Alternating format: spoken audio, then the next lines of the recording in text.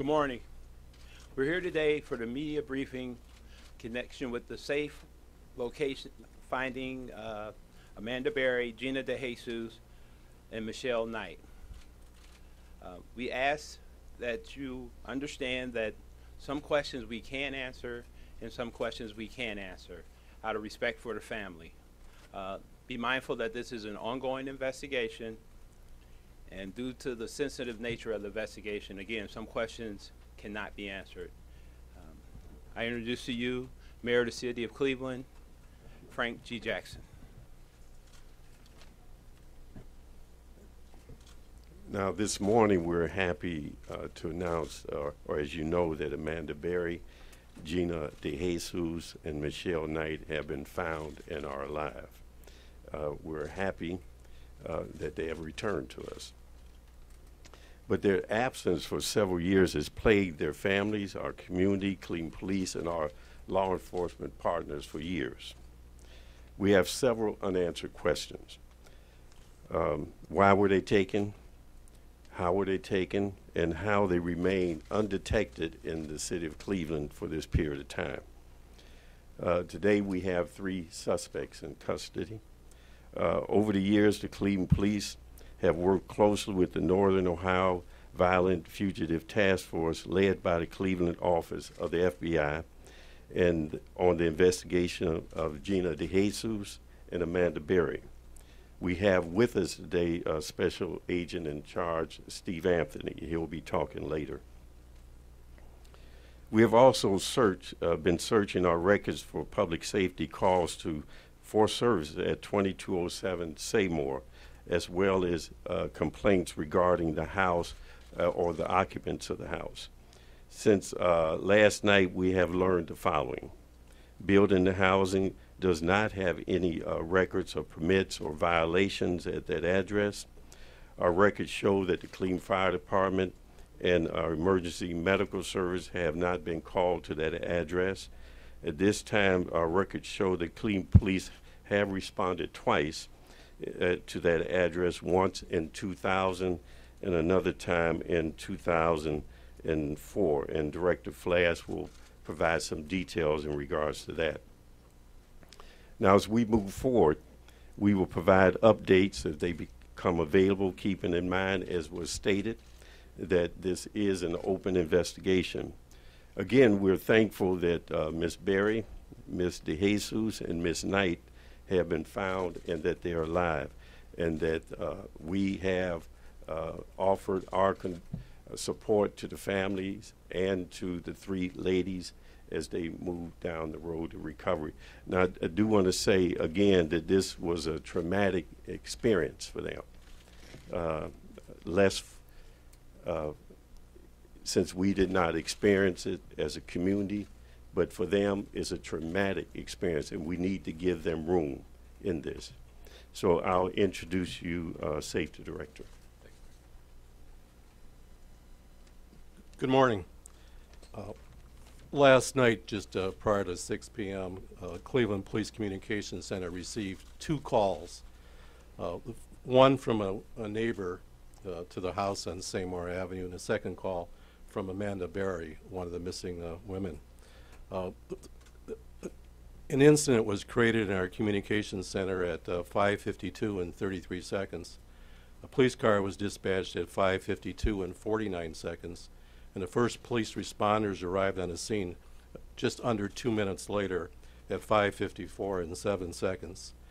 By 5:58, the responding officers have identified Gina DeJesus and Amanda Berry as having been located at the home. 1 minute later, they announced that they had also recovered safely Michelle Knight. All 3 of the missing women and a 6-year-old child belonging to one of the missing women was conveyed to Metro Health Medical Center, where they were being treated further and provided care. Immediately after learning of the incident, we began an immediate search of our databases to determine what information that we had regarding this specific address. We have no, as the mayor articulated, we went back and looked at all the emergency medical calls for service and our fire responses to that address on Seymour Avenue since 2006, as far back as our database exists. And we found that there were no calls for service We again checked our building and housing department to see whether or not there were any building code violations or complaints made against that address, and there were no complaints or violations identified. We also went back and looked at police calls for service. We did learn that in March of 2000, Ariel Castro, one of the individuals that's in custody currently, reported to the police that there was a fight in the street. There's no record of any arrest having been made as a result of that police response. And in January of 2004, as a result of an investigation that was initiated by Children and Family Services, Cleveland Police went to the address, knocked on the door, and were unsuccessful in connection with making any contact with anyone inside that home. That incident appears to have been related to his employment, Mr. Castro's employment as a school bus driver. He either intentionally or inadvertently left a child on a bus when he returned to the depot. As a result of that, it came to our attention that from the Children and Family Services that there may have been a crime. An investigation that was conducted by the Cleveland Division of Police indicated there was no criminal intent on Mr. Castro's action. Again, we're going to continue to look at all the databases, not only from calls being made from that address or about that address, but any calls that have been made or could have been made by any neighborhood residents alleging illegal activity or inappropriate activity within that home. And at this point, I can confirm that we have no indications that any of the neighbors, bystanders, witnesses, or anyone else has ever called regarding any information regarding activity that occurred at that house on Seymour Avenue. I'll turn this over to Chief of Police Michael McGrath, who will provide some additional information.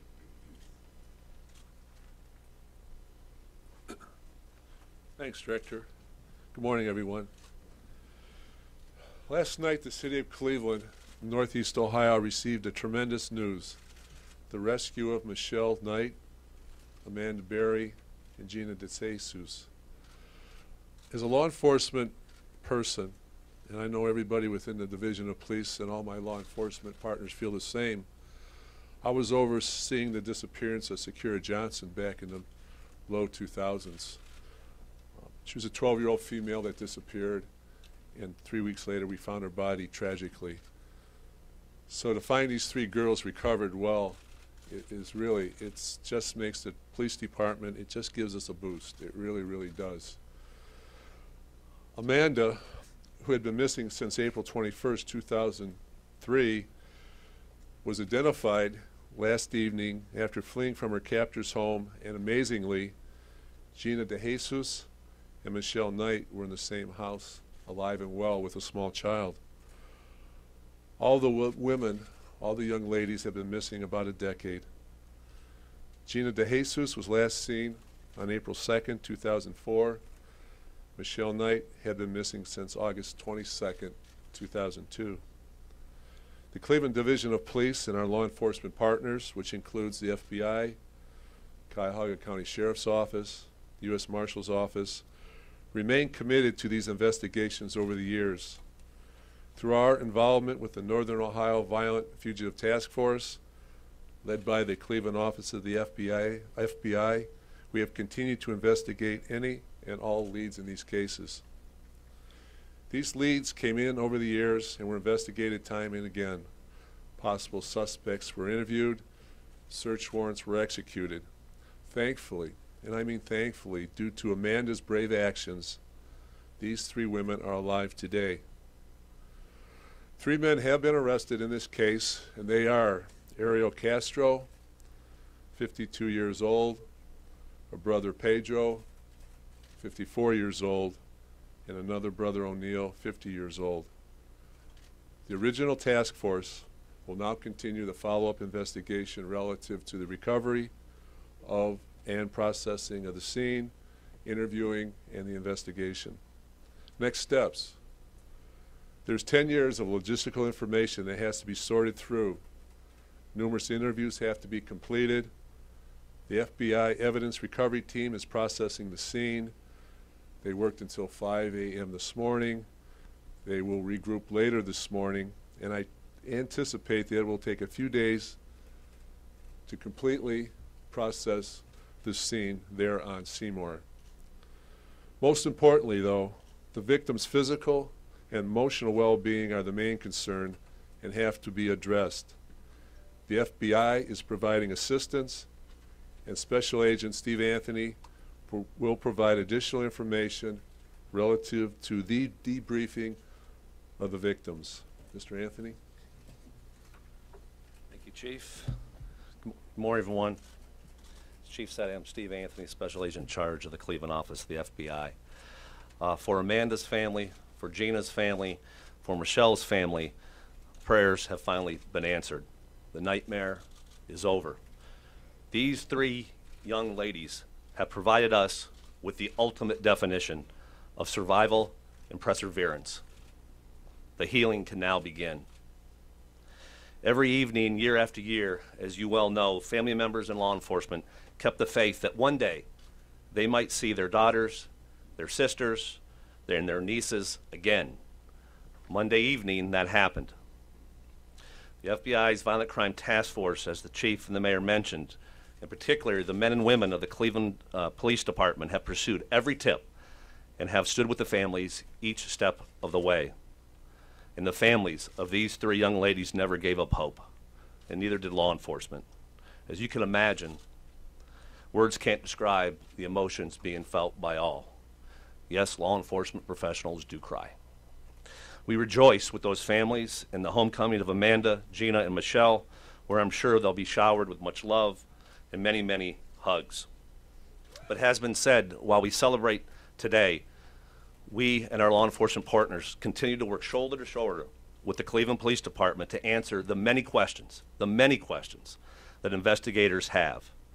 And rest assured, the FBI will bring every resource to bear to assist our partners in this case to bring the full weight of justice behind those responsible for this horrific, horrific case. And has been said, I know the public and you all have many questions, and so do we.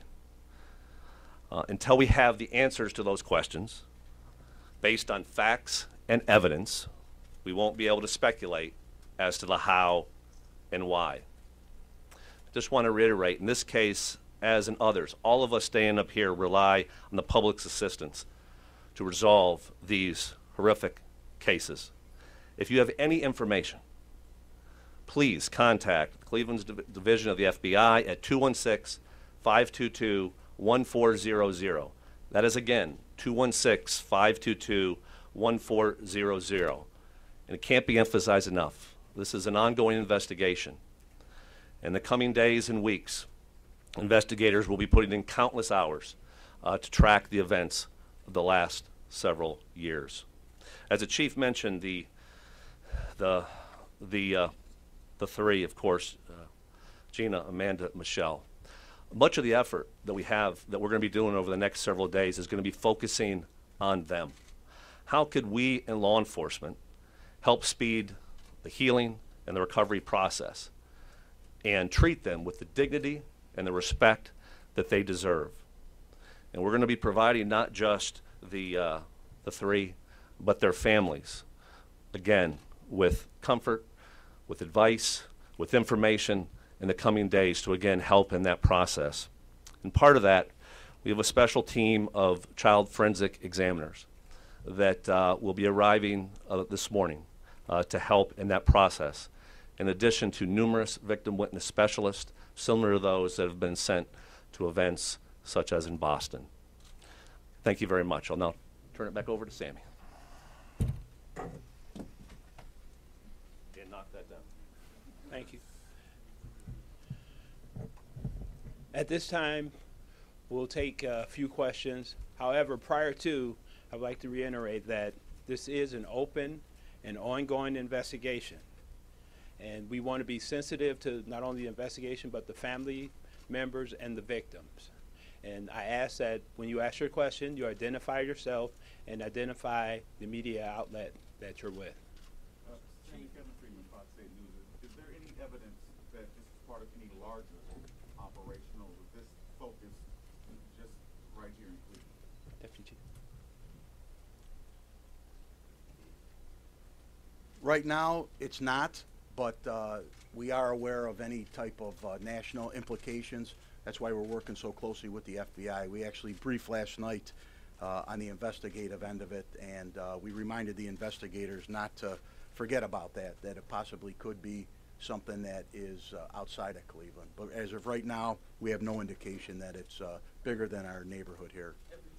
Yeah. Tom Sherman, the 8th page. Sir, were these women, these girls, held as sex slaves over these many years? You know, Tom, that hasn't been determined also. I have to tell you that we were very, very careful with the interview process last night. So that's going to be an ongoing process. Today when we have our expert come in from the FBI, they're going to do a little more in-depth interviews, and I'm sure as time goes by, there'll be more information that will be provided from those young ladies as to exactly what took place. Are the Castro subjects of any other investigations? Pardon me? Any of the Castro brothers the subject of any other investigations? Well, the one brother was, and it was a report that the director mentioned before about inadvertently leaving a young man on a bus. The investigation was conducted, and there was no criminal evidence found. If your child was left on a bus, Your name and Gary Tuckman with CNN. If your child was left on a bus, you would probably demand extensive questioning of the person who did that. If that questioning was done, these ladies may have been out since 2004. Why wasn't this guy questioned more aggressively about this? And did you change your protocol for looking for missing people? Because this did not work out good.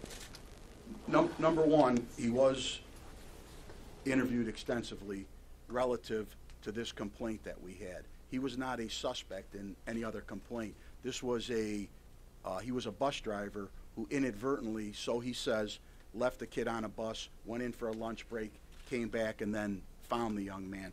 Number two, our policies are solid. Our policies have been revamped over the last few years. We're constantly looking at those policies in a way to improve them.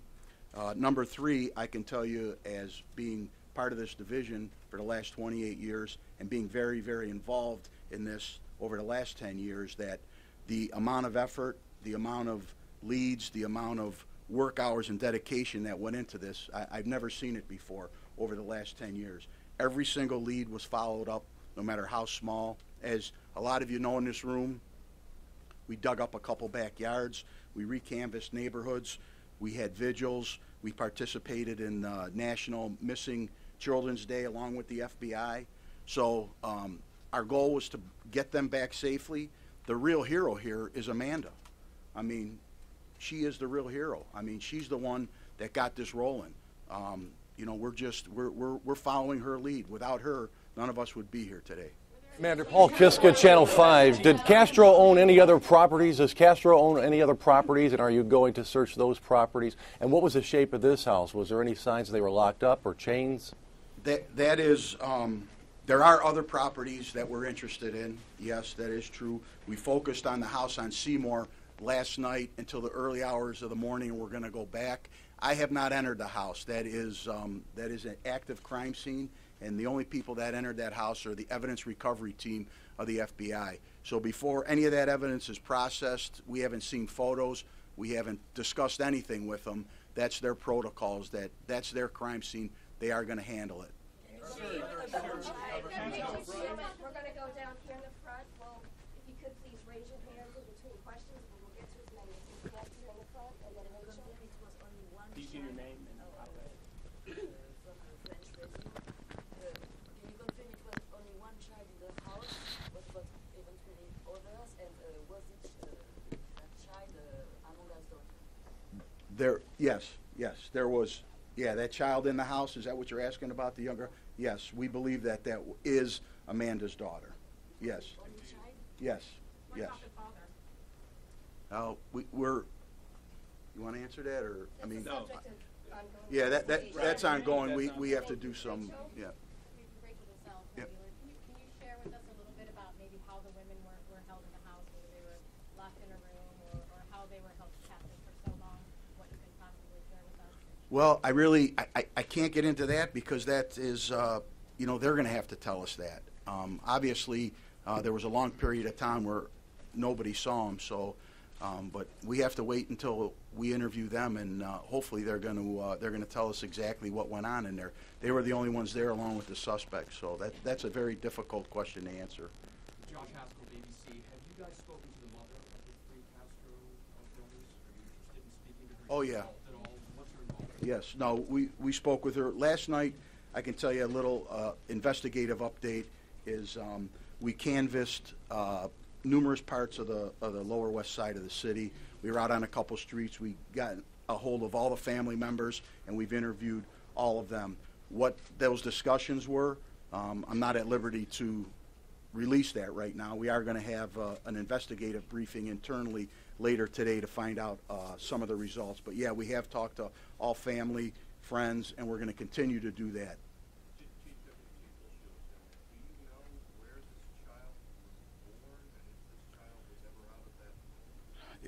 You know, Bill, we don't. Amanda's the key to that. Like I said, you can only imagine the scene last night at the hospital with the family and the friends. It was just, it was chaotic, and we really didn't divulge, and we didn't get into a deep line of questioning. Our first and foremost concern last night was their physical and mental well-being. So that is going to come out, but as of today, I couldn't tell you. Do you know if beyond, we heard from the neighbor, there was a lock on the door and the neighbor who helped get it out. Do you know if there was other types beyond just door locks, if there were other ways that those women were kept inside the house without giving too much detail? No, I don't. All I know is, Amanda broke out the bottom of the door to get out, so obviously the door was secured, but exactly how it was. You're still investigating whether there were calls from neighbors to that home. You know you were called there twice, but you don't know for a fact if other neighbors ever had called to report anything, am I right? Marty Flask, Public Safety. We've looked at all the calls for service. We also checked this morning with the county partners for the wireless system. We do not have any indications at all that any incoming calls for service, allegations, tips, or information was received from any other source or any other neighbors. I can confirm that. However, we will continue to check all our databases to confirm that as we move forward.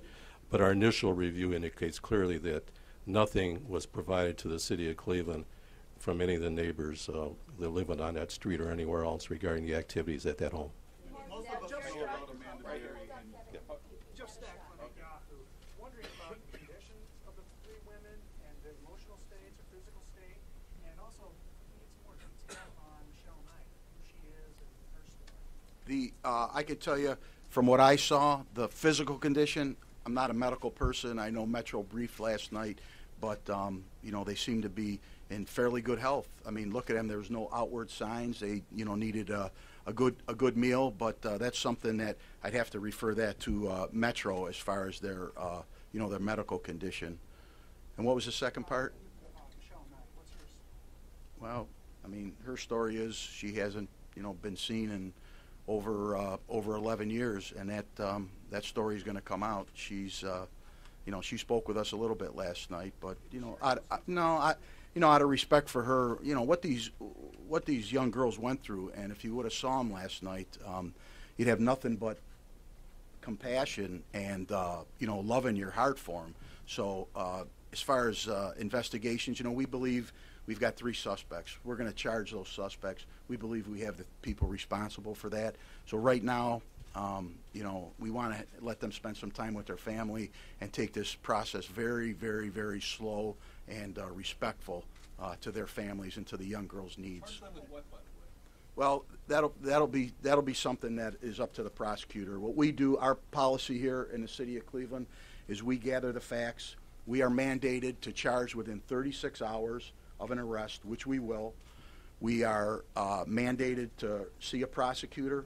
They'll review the facts, and it'll be up to the prosecutor to charge. And then I would anticipate that this case be heard by a Cuyahoga County grand jury. And when those charges come out of the grand jury, you'll know exactly what's going on.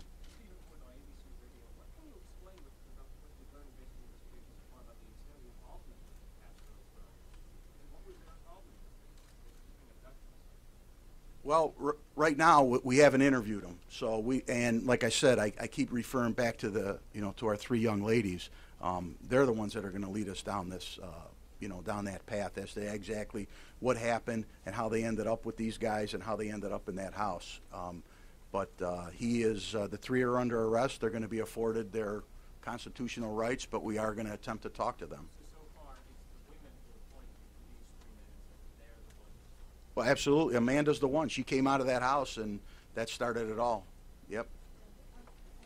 So you mentioned earlier that those cases were not closed, that you were still working on the cases of those women. When was the last time that you had leads, and were you working them as abductions or runaways? Can you repeat that question real quick? I said, you mentioned earlier that the cases were still open. When was the last time that you had leads on the disappearance of those women? What kind of leads? Was it a long time ago? And were you working those cases as abductions or runaways? Yes. We were working them as abductions, and we were receiving tips and leads consistently. I mean, some periods, more than others, throughout this 10, 12-year period regarding Gina and Amanda. So, I can't quantify exactly. We could get that for you, maybe the latest series of tips, but we review them regularly with the family and with our partners in the Cleveland Police. And as the Chief and Deputy Chief Tomba mentioned, we dug up 2 locations, believing that we had evidence based on information developed that they were in a particular location. So any investigation like this, it's going to ebb and flow as far as how many leads you're getting at any given time, but not a year went by, not actually probably a 3-month period went by, that we didn't have some lead generated by the public or by the family. Thanks, Sammy. Sammy? That's correct. Absolutely. None of those tips. Yep. Thanks, Sammy. I'm going to let Deputy Chief Yes, the Tomba. one did. Yes, the one's driver's license was that address on Seymour. So we assume that he lived there. Which one was that? Ariel? Ariel was there, and the other two? The other 2 had different addresses on the Lower West Side. Can you share? Thanks, Sammy. Paul Kiska, News Channel 5 again. Commander, as a school bus driver, do you believe this is how he gained Amanda and Gina's trust? Did he drive them to school? And No, we don't have any evidence of that, that's how it was. But like I said, that's up to the girls to tell us. We still don't know. That is one of the great unknowns right now. We anticipate getting that information from the ladies, not from the suspects. Can you tell us more about Michelle's disappearance? Most of us here know about Gina DeJesus and Amanda Berry, but we don't know much about Michelle's disappearance. Can you tell us a little bit more about that? Well, I can't tell you the exact date, but Michelle is a young lady that was reported missing over 11 years ago, and she was the focus of very few tips and leads that we got. Most of the media and most of the community awareness was for the young ladies.